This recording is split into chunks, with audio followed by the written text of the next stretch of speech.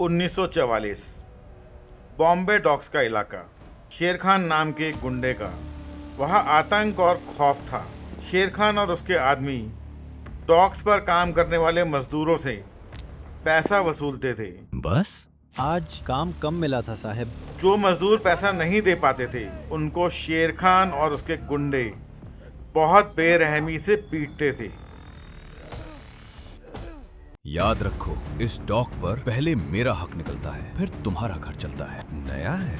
या मरने का शौक है? नाम? मस्तान। नाम तो बड़ा रखा है। अब पैसा निकाल। नहीं दूंगा। और एक दिन एक मजदूर ने सबके सामने पैसा देने से मना कर दिया। ये सुनकर शेर खान और उसके गुंडे उस लड़के पर टूट पड़े। समझा दो इसे। उस लड़के ने वहां काम करने वाले मजदूरों से कहा, आज ये मुझसे ले रहा है, कल तुमसे भी लेगा। कब तक डरोगे? आज हिसाब बराबर करते हैं। वो लड़का और उसके मजदूर साथी इन गुंडों पर भारी पड़ गए और उन्होंने इन गुंडों को वहां से मार भगाया। चलो रे, भागो यहाँ से। डॉक में इकट्ठा हुए मजदूर अब भी उस दुबले पतले लड़के को देख रहे थे जिस शेर खान के नाम से पूरा बॉम्बे डॉक कांपता था। वही शेर खान आज इस लड़के से डरकर अपने आदमियों के साथ जान बचाकर वहां से भाग चुका था।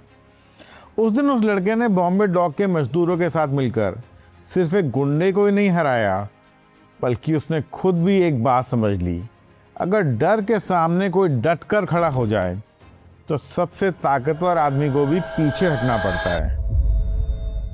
उसी दिन बॉम्बे डॉक के मजदूरों को अपना नया नेता भी मिल गया था। लेकिन ये लड़का आखिर था कौन? उस लड़के का नाम था मस्तान।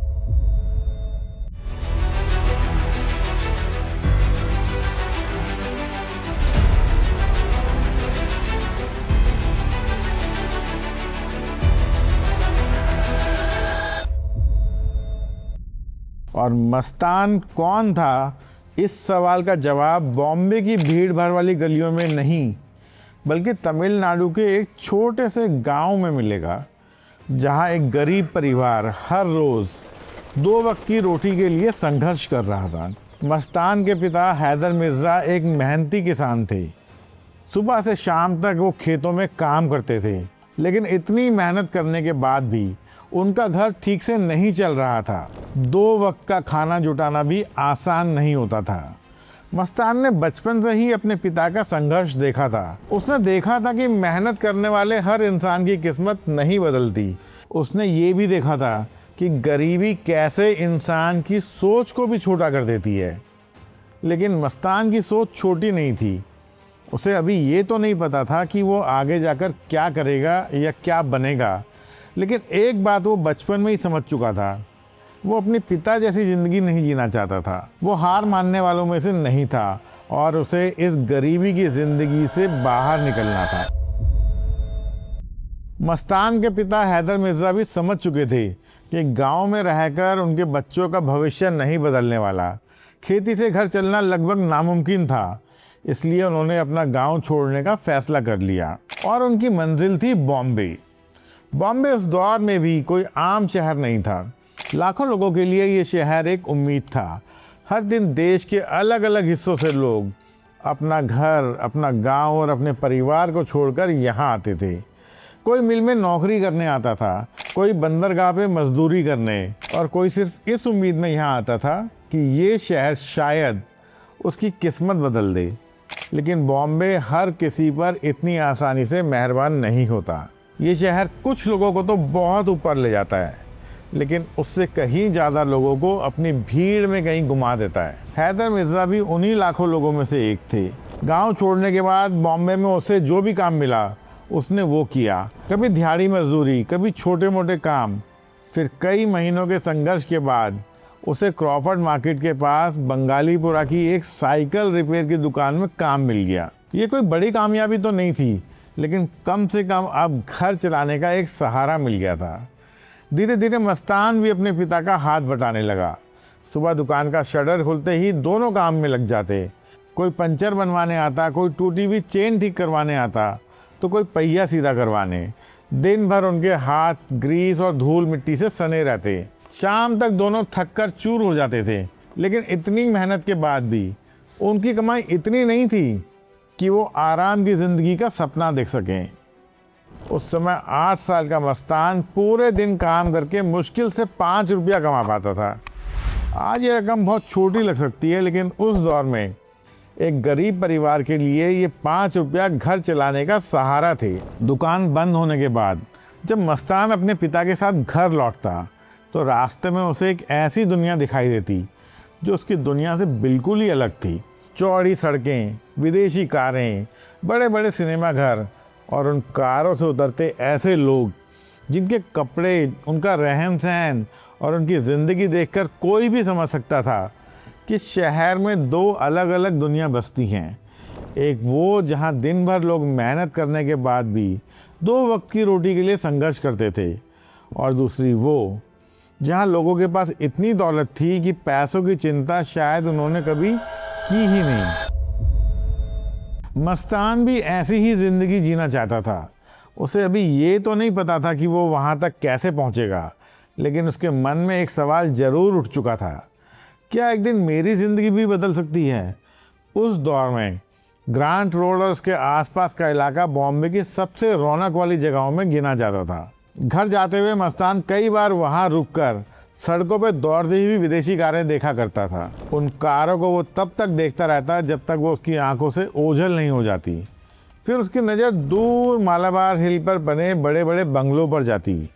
वो सिर्फ इतना जानता था कि वहाँ इस शहर के सबसे अमीर और सबसे ताकतवर लोग रहते हैं।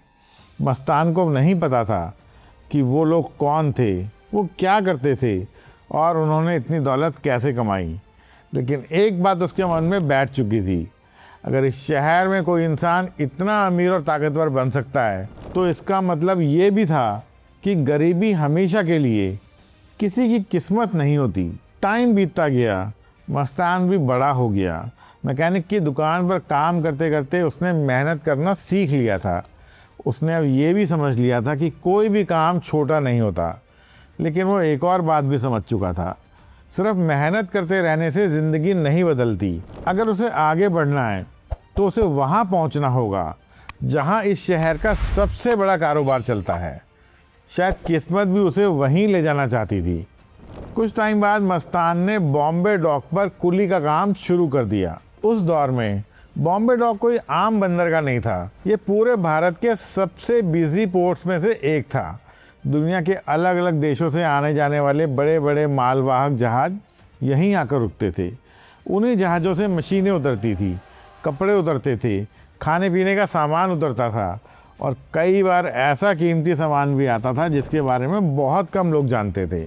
और यही बात थी कि बॉम्बे डॉक 24 घंटे जागता रहता था, दिन हो या रात।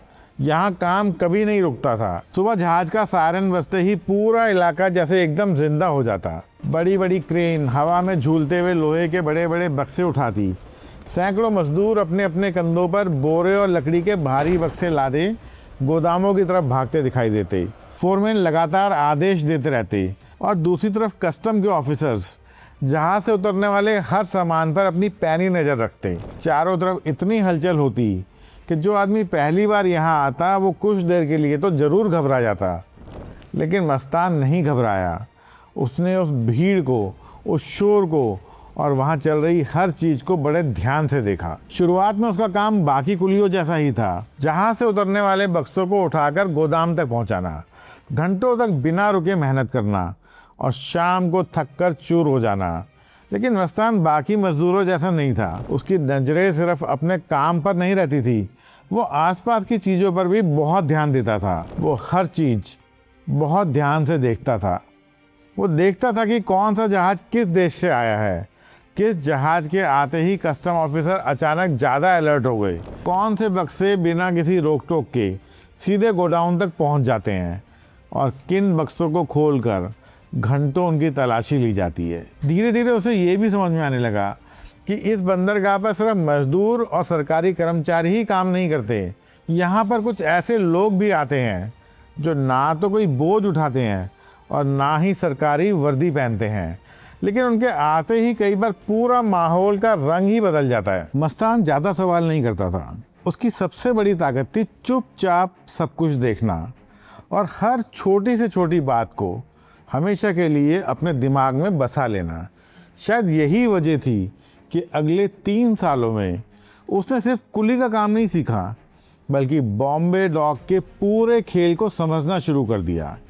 कौन ईमानदार है, कौन रिश्वत लेता है, किस रास्ते से माल सबसे जल्दी बाहर निकल सकता है और किस ऑफिसर के सामने कोई भी जोखिम नहीं उठाता। धीरे धीरे ये सारी बातें उसकी समझ का हिस्सा बनती चली गई। लेकिन बॉम्बे डॉक पर काम करते करते मस्तान एक बात और समझ चुका था। इस बंदरगाह पे सबसे ज़्यादा कमाई करने वाले लोग कभी अपने हाथों से बोझ नहीं उठाते थे। हर दिन कुछ लोग वहाँ आते, उनके कपड़े किसी मजदूर जैसे नहीं होते थे, उनके हाथों में ना कोई बोरा होता ना कोई औजार। फिर भी डॉक के कई कर्मचारी उन्हें देखते ही उनसे अलग तरह से पेश आते। कई बार कस्टम ऑफिसर्स भी उनके साथ बहुत प्यार से बात करते दिखाई देते थे और कुछ ही देर बाद जहाज से उतरा उनका माल बिना किसी परेशानी के बाहर निकल जाता था। मस्तान दूर खड़ा ये सब देखता रहता था। उसको समझ में आ गया था कि इस बंदरगाह पे सबसे काम की चीज़ ट्रस्ट है। अगर सही आदमी आप पर भरोसा करते हैं तो आप बहुत दूर तक जा सकते हैं। इसी दौरान उसकी मुलाकात एक ऐसे आदमी से हुई जिसने पहली बार मस्तान की तेज़ नज़र और उसकी समझ को पहचाना। उस आदमी का नाम था अल गालिब। अल गालिब बॉम्बे डॉक का कोई बड़ा ऑफिसर नहीं था, लेकिन डॉक पर काम करने वाला शायद ही कोई ऐसा आदमी था जो उसे ना जानता हो। जहाज कब आएगा, किस जहाज में क्या माल है, किस कागज़ पर किसकी मोहर लगेगी और कौन सा माल बिना किसी परेशानी के बाहर निकल सकता है, इन सब बातों की उसे अच्छी समझ थी। दरअसल वो एक अरबी मूल का आदमी था और उसका काम सोने की स्मगलिंग का था। पहली नज़र में तो मस्तान भी उसे बाकी लोगों के जैसे ही लगा, लेकिन अल गालिब की नज़रें लोगों को पहचानने में बहुत तेज़ थी। उसने जल्दी ही समझ लिया कि ये लड़का सिर्फ मेहनत करने नहीं आया है, ये सीख भी रहा है। एक दिन उसने मस्तान को अपने पास बुलाया। तुम्हारा नाम क्या है? मस्तान। अगर मैं तुम्हें यहाँ कुली के काम से 10 गुना ज्यादा कमाने का मौका दूं तो करोगे? काम क्या करना होगा? बताता हूँ, आओ। अल गालिब ने मस्तान को समझाया कि वो एक कुली है और पूरे दिन जहाज़ों के बीच काम करता है, इसलिए उसके लिए सोने के 2-4 बिस्किट अपने सर पर बंधे कपड़े में छुपाकर बाहर लाना कोई बड़ी बात नहीं है।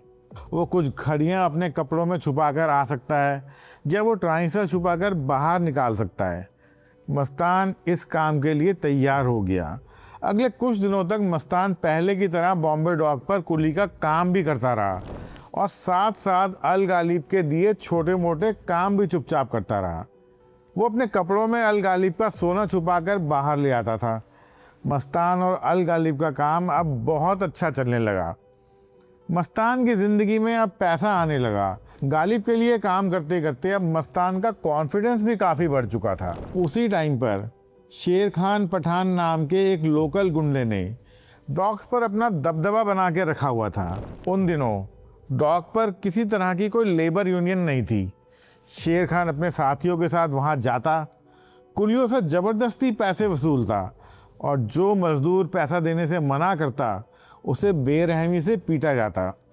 मस्तान रोज़ ये सब अपनी आंखों से होता हुआ देखता था।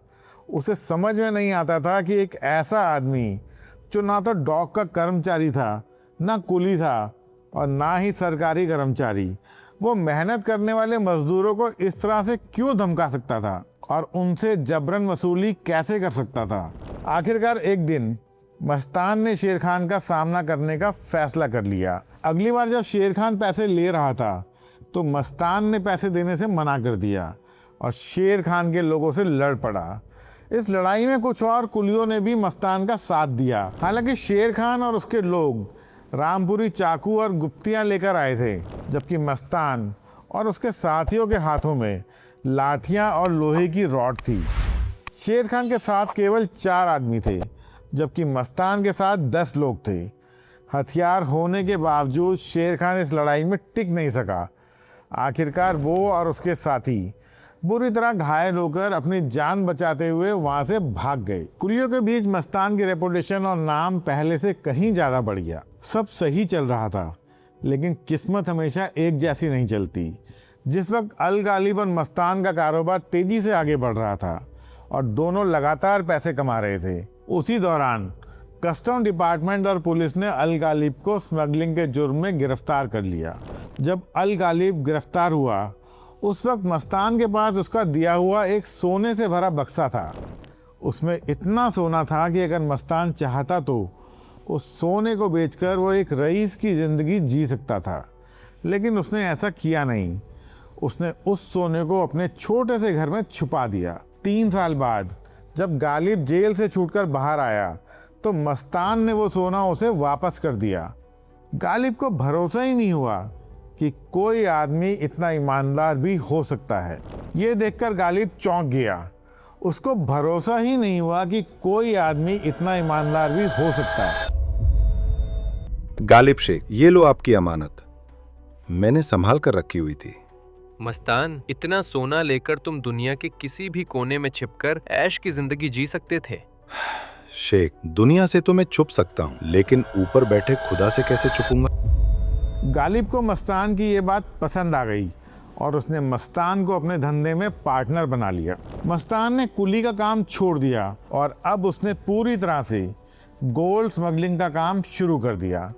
गालिब ने मुंबई का काम मस्तान के हाथों में दे दिया और वो खुद एडन, दुबई और अफ्रीका के कुछ और देशों में जाने लगा। वहाँ से वो सोना, घड़ियाँ और दूसरी कीमती चीज़ें बॉम्बे भेजता था। अपनी ईमानदारी और अपनी बात पर कायम रहने की वजह से मस्तान स्मगलर्स के बीच एक भरोसेमंद इंसान के रूप में जाना जाने लगा।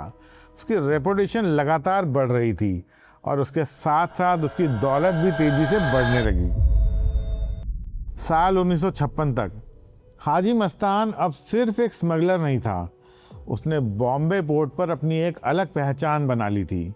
लेकिन वो अच्छी तरह जानता था कि अगर इस धंधे में आगे बढ़ना है तो सिर्फ बॉम्बे पर काबू करना काफ़ी नहीं होगा। उसे ऐसे लोगों की ज़रूरत थी जिनका नेटवर्क समुद्र के दूसरे किनारों तक भी फैला हुआ हो। इसी दौरान उसकी मुलाकात दमन के सबसे बड़े स्मगलर सुकूर नारायण बखिया से हुई। बखिया अपने भाई राज नारायण बखिया के साथ मिलकर दमन से लेकर बॉम्बे तक स्मगलिंग का एक बहुत बड़ा नेटवर्क चला रहा था। उस दौर में समुद्र के रास्ते आने वाला ज़्यादातर स्मगलिंग का माल इन्हीं बखिया ब्रदर्स के जरिए भारत पहुंचता था। हाजी मस्तान ने जल्द ही समझ लिया कि दुश्मनी से ज़्यादा फ़ायदा दोस्ती में है, इसलिए उसने बखिया ब्रदर्स के साथ हाथ मिला लिया। इस साझेदारी के बाद उसका पूरा नेटवर्क और भी मजबूत हो गया। दुबई से आने वाला स्मगलिंग का सारा माल दमन के रास्ते भारत में उतरता था, जबकि एडन से आने वाला सारा माल सीधे बॉम्बे पोर्ट तक पहुंचता था। माल बखिया बंधुओं का होता था, लेकिन बॉम्बे पोर्ट पर उसे सेफली बाहर निकालने की पूरी जिम्मेदारी हाजी मस्तान संभालता था। शुरुआत में तो कई लोग हाजी मस्तान को बखिया ब्रदर्स का एक भरोसेमंद आदमी या फिर उनका एक शागिर्द मानते थे, लेकिन ये रिश्ता ज़्यादा टाइम तक ऐसा रहा नहीं। कुछ टाइम बाद राजनारायण बखिया की मौत हो गई। उसके बाद इतनी बड़ी स्मगलिंग लाइन को अकेले संभालना सुकूर नारायण बखिया के लिए आसान नहीं था। उसे एक ऐसे आदमी की ज़रूरत थी जिस पर वो आंख बंद करके भरोसा कर सके, और उसके लिए उसकी नज़र में हाजी मस्तान से बेहतर कोई दूसरा नाम नहीं था। यहीं से हाजी मस्तान की ज़िंदगी ने एक और लंबी छलांग लगाई। सुकूर नारायण बखिया ने उसे अपने कारोबार का साझेदार बना लिया। दोनों के बीच काम भी बढ़ गया। दमन बंदरगाह की जिम्मेदारी सुकूर नारायण बखिया ने अपने पास रखी, जबकि बॉम्बे पोर्ट का पूरा ऑपरेशन अब हाजी मस्तान के हवाले कर दिया गया, और अब वो भारत के सबसे बड़े स्मगलिंग नेटवर्क में बराबर का हिस्सेदार बन चुका था। काम करते करते हाजी मस्तान एक बात अच्छी तरह समझ गया कि सिर्फ पैसा कमाकर बॉम्बे पर राज नहीं किया जा सकता। इस शहर में असली ताकत उसके पास थी जिसके साथ लोग भी खड़े हों। इसलिए हाजी मस्तान ने एक अलग रास्ता चुना। वो गैंगवार करके अपना साम्राज्य नहीं बनाना चाहता था। उसकी कोशिश थी बॉम्बे के ताकतवर लोगों से दुश्मनी नहीं बल्कि साझेदारी की जाए, क्योंकि वो जानता था अगर ताकतें आपस में टकराएंगी तो सबका नुकसान होगा, लेकिन अगर साथ आएंगी तो पूरे शहर में उनका कब्जा हो सकता है। उस समय बॉम्बे में 2 और लोगों का सिक्का चलता था। उनमें से एक था वरदराजन मुदलियार उर्फ वर्दा भाई, जबकि दूसरा पठानों का सरदार करीम लाला। हाजी मस्तान जानता था कि इन दोनों के पास बहुत बड़ी मसल पावर है और अगर ये लोग उसके साथ मिल जाएं तो पूरी मुंबई पर उसका राज होगा। वरदराजन मुदलियार हाजी मस्तान की तरह ही तमिलनाडु से बिलोंग करता था। वर्दा का जन्म साल 1926 में तमिलनाडु के वेल्लोर शहर के एक साधारण से परिवार में हुआ था। उसके घर की आर्थिक हालत भी अच्छी नहीं थी, इसलिए बचपन से ही उसे भी काम करना पड़ा।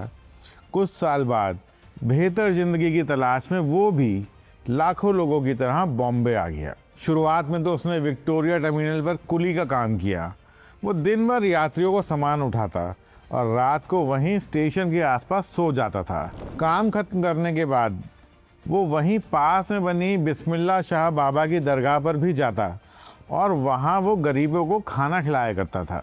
धीरे धीरे लोग उसे ऐसे इंसान के रूप में जानने लगे जो कमाता भी था और दूसरों की मदद भी करता था। स्टेशन पर काम करते करते उसकी दोस्ती कुछ ऐसे लोगों से हो गई जो मेहनत से नहीं बल्कि चोरी चकारी और छोटे मोटे अपराधों से पैसा कमाते थे। वर्दा की पहली बार समझ में आया कि बॉम्बे में सिर्फ मेहनत करने वाले ही आगे नहीं बढ़ते, बल्कि सिस्टम को समझने वाले लोग उससे भी जल्दी ऊपर पहुंच जाते हैं। 1952 की बात है। महाराष्ट्र के सीएम मोरारजी देसाई ने पूरे राज्य में शराबबंदी लागू कर दी। सरकार को लगा कि इससे शराब का कारोबार खत्म हो जाएगा, लेकिन हमेशा जैसा होता है हुआ इसका एकदम उल्टा।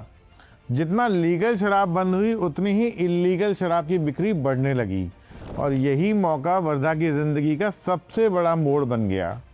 वर्दा के कुछ साथी पहले से ही इस धंधे में थे। उनके साथ काम करते करते वर्दा भी अवैध शराब के कारोबार में उतर गया।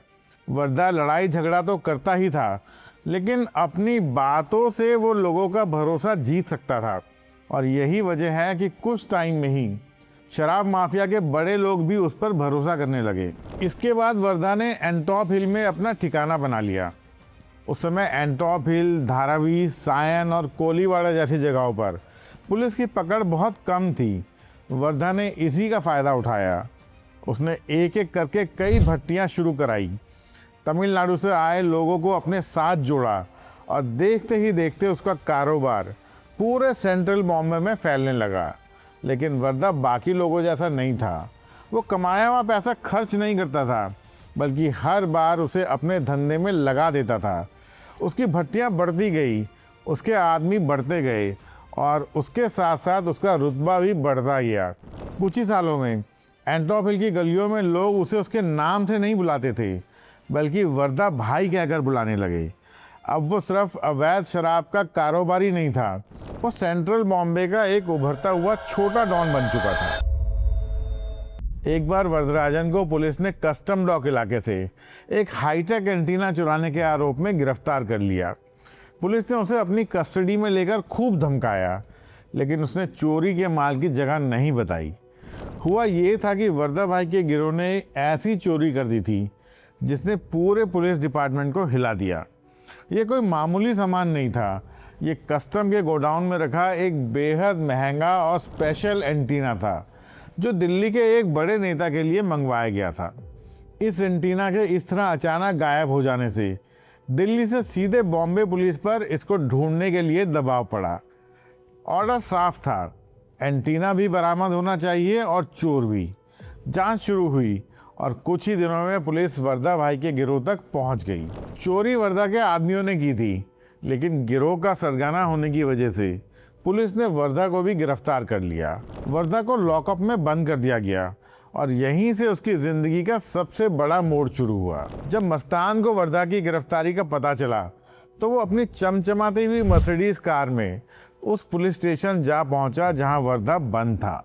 उस वक्त तक मस्तान बहुत बड़ा स्मगलर बन चुका था और बॉम्बे पुलिस में भी उसके नाम की तूती बोलती थी, इसलिए उसे देखते ही पुलिसकर्मी पीछे हट गए। वो आदमी सीधे वरदराजन मुदलियार के पास गया और उसके कान में धीमे से तमिल में बोला, वड़क्कम थलाइवर। इन दो शब्दों का मतलब होता है हेलो चीफ। हाजी मस्तान को अपने पास देखकर वरदराजन हक्का बक्का रह गया और उसके मुंह से अपने लिए चीफ शब्द सुनकर वो बहुत खुश हुआ। मस्तान ने वरदराजन से कहा, तुम ये एंटीना पुलिस को वापस कर दो। मैं वादा करता हूँ कि पुलिस ये केस वापस ले लेगी और तुम इससे भी कहीं ज़्यादा पैसे कमाओगे। तो हाजी मस्तान ने जवाब दिया, मैं चाहता हूँ कि तुम मेरे सोने के धंधे में पार्टनर बन जाओ। वर्दा हैरान रह गया। उसने फिर पूछा, लेकिन इससे तुम्हें क्या मिलेगा? मस्तान ने जवाब दिया, मुझे तुम्हारी मसल पावर चाहिए ताकि मेरे काम में कोई अड़ंगा डालने की हिम्मत ना कर सके। वर्धा अभी छोटा मोटा डॉन ही बना था और हाजी मस्तान उस वक्त तक जाना पहचाना नाम बन चुका था। अगर हाजी मस्तान किसी को भी पार्टनरशिप ऑफर करे तो उसे कोई मना नहीं करता था। वर्धा ने भी यही किया। उसने हाँ कर दी और पुलिस को एंटीना भी वापस कर दिया। वादे के अनुसार पुलिस ने वर्धा को छोड़ दिया। जब वर्धा वापस अपने लोगों के बीच पहुंचा तो उसके लोगों को डर था कि वर्धा का मूड खराब होगा, क्योंकि पुलिस ने उसे थाने में बंद किया था और उसके हाथ से एंटीना भी निकल गया था। लेकिन आने के बाद वर्धा ने तो उल्टे पूरे मोहल्ले को दावत ही दे दी। लोग हैरान थे क्योंकि वर्धा बहुत गुस्से वाला था और उनको पक्का यकीन था कि पुलिस कस्टडी में जाने के बाद वर्धा का मूड जरूर खराब होगा। लेकिन उनको नहीं पता था कि वर्धा हाजी मस्तान का साथी बनने की खुशी में इतना खुश था कि उसने सबको दावत देने का फैसला कर दिया। हाजी मस्तान पहले ही करीम लाला से दोस्ती कर चुका था। अब वर्धा भाई भी उसके साथ आ गया था। इसके बाद मस्तान ने करीम लाला और वरदराजन की भी आपस में मुलाकात करवा दी। तीनों अलग अलग बैकग्राउंड से आए थे, उनके धंधे अलग थे, लेकिन उनका मकसद एक ही था, बॉम्बे को पूरी ताकत से कंट्रोल में रखना। कुछ ही टाइम बाद तीनों ने आपस में एक समझौता किया और बॉम्बे को आपस में बांट लिया। इन तीनों के बीच में अंडरस्टैंडिंग इतनी अच्छी थी कि इन तीनों ने कभी भी एक दूसरे के धंधे या एक दूसरे के इलाकों में दखल नहीं दिया। यही वजह थी कि पहली बार बॉम्बे के अंडरवर्ल्ड में तीन सबसे बड़े नाम एक दूसरे के दुश्मन नहीं बल्कि साथी बन गए। आने वाले कई सालों तक इस गठजोड़ को कोई चुनौती नहीं दे पाया और पूरे बॉम्बे में इन तीनों की बादशाहत कायम रही। अब हाजी मस्तान का कारोबार सिर्फ बॉम्बे तक ही सीमित नहीं था। विदेश से सोना उसकी स्मगलिंग के रूट से इंडिया में आता था और भारत से चांदी विदेश भेजी जाती थी। हाजी मस्तान की भेजी हुई चांदी अपनी प्योरिटी के लिए इतनी मशहूर थी कि इंटरनेशनल मार्केट में लोग उसे मस्तान की चांदी कहकर पहचानने लगे थे। हर सफल खेप के साथ उसका कारोबार बढ़ता गया, उसकी दौलत बढ़ती गई और देखते ही देखते स्मगलिंग के इस धंधे से उसने करोड़ों रुपये कमा लिए। लेकिन जो बात हाजी मस्तान को बाकी डॉन से अलग बनाती थी वो थी उसके काम करने का तरीका। उसने बॉम्बे का सबसे बड़ा डॉन बनने के लिए ना कभी अपने हाथों से किसी का मर्डर किया और ना किसी गैंग वॉर की शुरुआत की और ना ही सड़कों पर खून बहाकर अपना खौफ बनाया। उसने अपना पूरा साम्राज्य दिमाग, भरोसे, रिश्ते और पैसों के दम पर खड़ा किया। यही वजह थी कि जहां दूसरे डॉन अपने दुश्मनों से पहचाने जाते थे, वहीं हाजी मस्तान अपनी समझदारी और अपने वादे के लिए जाना जाता था। अब वो लड़का जिसने कभी अपने पिता की पंचर की दुकान पर बैठकर महंगी गाड़ियां और मालाबार हिल के आलीशान बंगलों को सिर्फ दूर से देखा था, वो आज उन सपनों को जी रहा था। मालाबार हिल में उसका अपना शानदार बंगला था। उसके गैराज में दुनिया की सबसे महंगी गाड़ियां खड़ी रहती थी और उसके दरवाजे पर हर रोज़ मदद की उम्मीद लेकर लोगों की लंबी कतार लगी रहती थी। हाजी मस्तान हर किसी की बात सुनता था, अपनी हैसियत के मुताबिक उनकी मदद भी करता था और धीरे धीरे पूरे बॉम्बे में एक बात मशहूर हो गई कि हाजी मस्तान गुंडा ज़रूर है लेकिन वो बेईमान नहीं है। शाम होते ही वो अक्सर अपने बंगले की बालकनी में बैठकर सिगार का धुआं उड़ाता और सामने अरब सागर में चलते हुए उन जहाज़ों को देखता जिन पर कभी वो एक मामूली कुली बनकर दूसरों का माल उतारा करता था। आज वही जहाज़ उसके लिए दौलत लेकर आते थे और उन्हें देखकर ऐसा लगता था मानो पूरा समुंदर ही उसके इशारे पर चल रहा हो। धीरे धीरे वक्त गुजरता गया और हाजी मस्तान का कारोबार पहले से भी तेजी से बढ़ता चला गया। अब उसका सोना और चांदी सिर्फ बॉम्बे नहीं बल्कि कई देशों के बीच घूमने लगा था। करोड़ों रुपए का माल उसके इशारे पर एक देश से दूसरे देश पहुंचता था। लेकिन हैरानी की बात ये थी कि इतने बड़े साम्राज्य के बावजूद पुलिस कभी उसे स्मगलिंग के जुर्म में रंगे हाथों नहीं पकड़ पाई। इसकी सबसे बड़ी वजह थी सिस्टम पर उसकी पकड़। हाजी मस्तान अच्छी तरह जानता था कि सिर्फ बंदरगाह पर काम करने वालों को साथ रखना काफ़ी नहीं है, सिस्टम के अंदर बैठे लोगों का साथ होना भी उतना ही ज़रूरी है। इसलिए समय समय पर वो पुलिस और कस्टम विभाग के अधिकारियों को महंगे तोहफे देता था। ज़्यादातर लोग उसकी इस मेहमान नवाजी को स्वीकार कर लेते थे और उसकी तरफ देखने से बचते थे, लेकिन हर आदमी बिकाऊ नहीं होता। 1974 की बात है। पहली बार हाजी मस्तान का सामना एक ऐसे कस्टम अधिकारी से हुआ जिसने न सिर्फ उसका हर प्रपोजल ठुकरा दिया बल्कि उसके खिलाफ एक खुली जंग छेड़ दी। जब भी मस्तान का माल बंदरगाह पर पहुंचता, ये अधिकारी वहां मौजूद होता। कभी वो कंटेनर जब्त कर लेता तो कभी मस्तान के ठिकानों पर छापे मारकर लाखों रुपये का अवैध सामान बरामद कर लेता। कुछ ही महीनों में हाजी मस्तान को करोड़ों रुपये का नुकसान उठाना पड़ा। ये पहली बार था जब किसी सरकारी अधिकारी ने उसके पूरे साम्राज्य को खुली चुनौती दी। लेकिन हाजी मस्तान सिर्फ स्मगलर नहीं था, वो सिस्टम का खिलाड़ी भी था। उसने अपनी राजनीतिक पहुंच का इस्तेमाल किया। उस ईमानदार कस्टम ऑफिसर का मुंबई से तबादला करवा दिया। कहते हैं जब वो अधिकारी ट्रांसफ़र होकर मुंबई एयरपोर्ट से जा रहा था, तभी सफ़ेद कपड़े पहने हमेशा की तरह शांत और आंखों में जीत की चमक लिए हाजी मस्तान भी वहां पहुंचा। वो उस ऑफिसर के सामने रुका, हल्का सा मुस्कुराया, टूटी फूटी अंग्रेजी में सिर्फ 2 शब्द कहे, ऑल द बेस्ट। ये उस कस्टम ऑफिसर को दी गई शुभकामना नहीं थी बल्कि ये मस्तान की जीत का ऐलान था। लेकिन उसी साल किस्मत ने हाजी मस्तान के लिए एक नई चुनौती तैयार कर दी। महाराष्ट्र के एक प्रभावशाली मंत्री से उसका टकराव हो गया। मामला इतना बड़ा कि मंत्री दिल्ली पहुंच गए और खुलेआम ये मांग करने लगे कि हाजी मस्तान को हर हाल में गिरफ्तार किया जाए। बढ़ते पॉलिटिकल प्रेशर के आगे मुंबई पुलिस को भी झुकना पड़ा। मस्तान को गिरफ्तार तो कर लिया गया, लेकिन उसके रसूख का अंदाज़ा इसी बात से लगाया जा सकता है कि उसे एक साधारण जेल में नहीं बल्कि कोल्हापुर के एक आलीशान गेस्ट हाउस में रखा गया, जहां उसकी हर कन्वीनियंस का पूरा ध्यान रखा गया। लेकिन यह आराम ज़्यादा दिन चला नहीं। साल 1975 में देश में इमरजेंसी लागू हो गई। इस बार हालात बदल चुके थे। गवर्नमेंट ने स्मगलर्स और आर्थिक अपराधियों के खिलाफ भी सख्त कार्रवाई शुरू कर दी। हाजी मस्तान को कॉफे पोसा कानून के तहत गिरफ्तार कर लिया गया।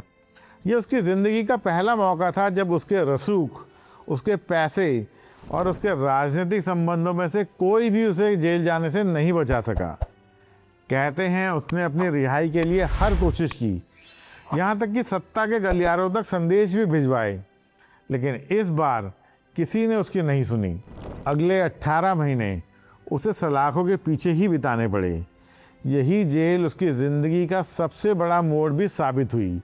यही उसकी मुलाकात जयप्रकाश नारायण से हुई, जिन्हें पूरा देश जेबी के नाम से जानता था। जेबी के पास ना दौलत थी ना पावर, लेकिन फिर भी लाखों लोग उनके एक इशारे पर चलकर सड़कों पर उतर आते थे। हाजी मस्तान ने पहली बार महसूस किया कि असली ताकत सिर्फ पैसे में नहीं मिलती।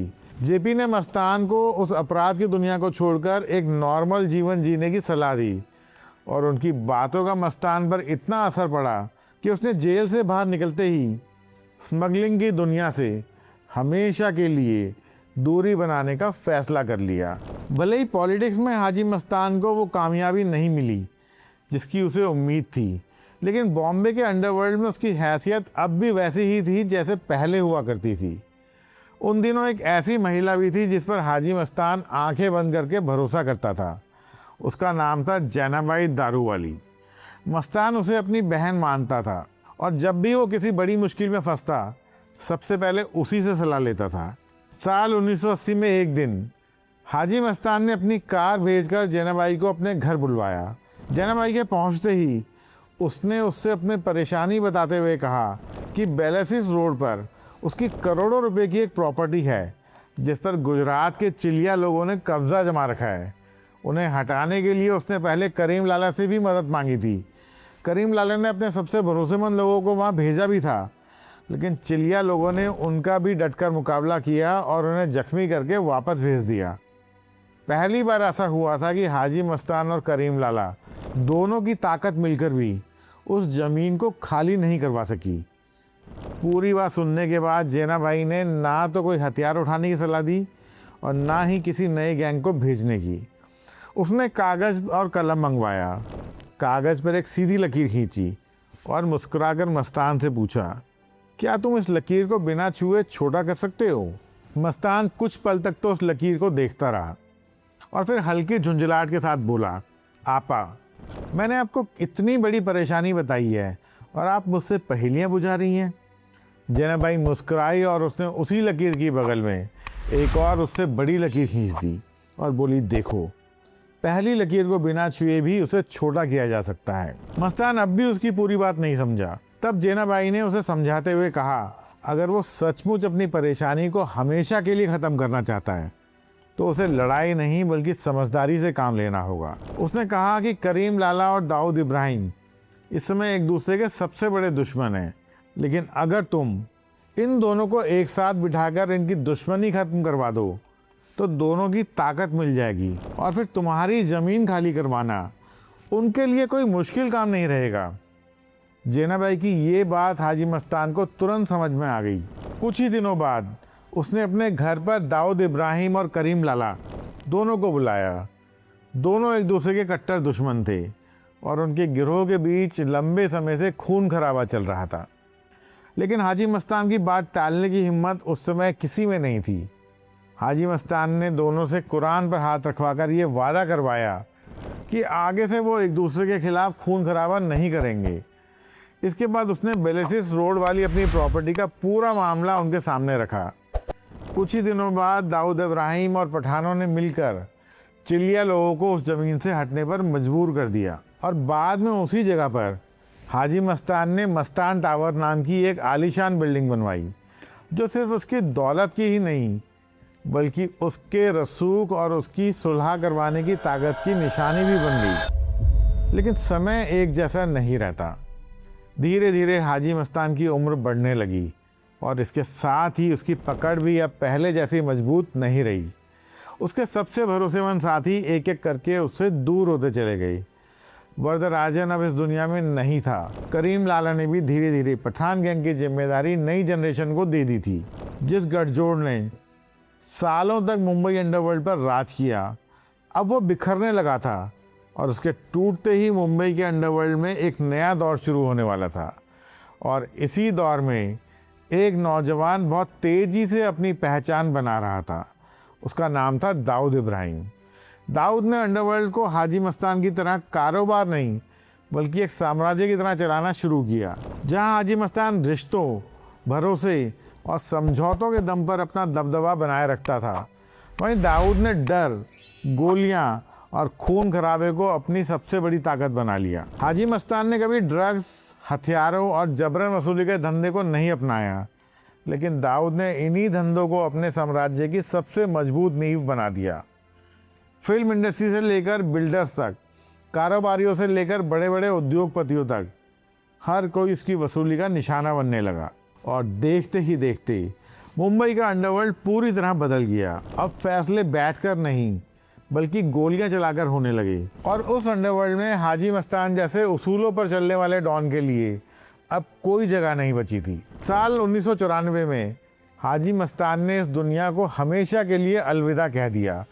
उसके जाने के साथ सिर्फ एक इंसान का अंत नहीं हुआ बल्कि मुंबई अंडरवर्ल्ड के एक पूरे दौर का अंत हो गया। वो दौर जब स्मगलिंग सबसे बड़ा अपराध मानी जाती थी, लेकिन सड़कों पर खुलेआम गोलियां नहीं चलती थी, जब गैंग वॉर से पहले समझौते की कोशिश की जाती थी, जब एक डॉन अपने भरोसे और अपनी पहचान के दम पर पूरे शहर पर असर रख सकता था। इसमें कोई शक नहीं था कि हाजी मस्तान ने गैर कानूनी रास्ते से दौलत, शोहरत और ताकत हासिल की थी और उसके अपराधों को कभी सही नहीं ठहराया जा सकता। लेकिन ये भी उतना ही सच है कि उसने मुंबई के अंडरवर्ल्ड को एक ऐसी दिशा दी जो उसके बाद हमेशा के लिए बदल गई थी। इतिहास उसे हमेशा मुंबई के पहले डॉन के रूप में याद रखेगा, लेकिन उसके बाद आने वाले दौर ने यह भी साबित कर दिया कि जब अंडरवर्ल्ड से उसूल ख़त्म हो जाते हैं तो उनकी जगह सिर्फ हिंसा, डर और खून खराबा ले लेते हैं। और यही वजह है कि हाजी मस्तान की कहानी सिर्फ एक स्मगलर की कहानी नहीं, बल्कि मुंबई अंडरवर्ल्ड के उस दौर की कहानी है जो उसके साथ ही हमेशा के लिए इतिहास बन गया। आपको हमारा आज का एपिसोड कैसा लगा? कमेंट सेक्शन में कमेंट करके ज़रूर बताइए। आज का एपिसोड यहीं ख़त्म होता है। अब मुझे चलने की इजाज़त दीजिए। मिलूँगा आपसे जल्द ही एक नए एपिसोड के साथ। तब तक के लिए नमस्कार और जय हिंद।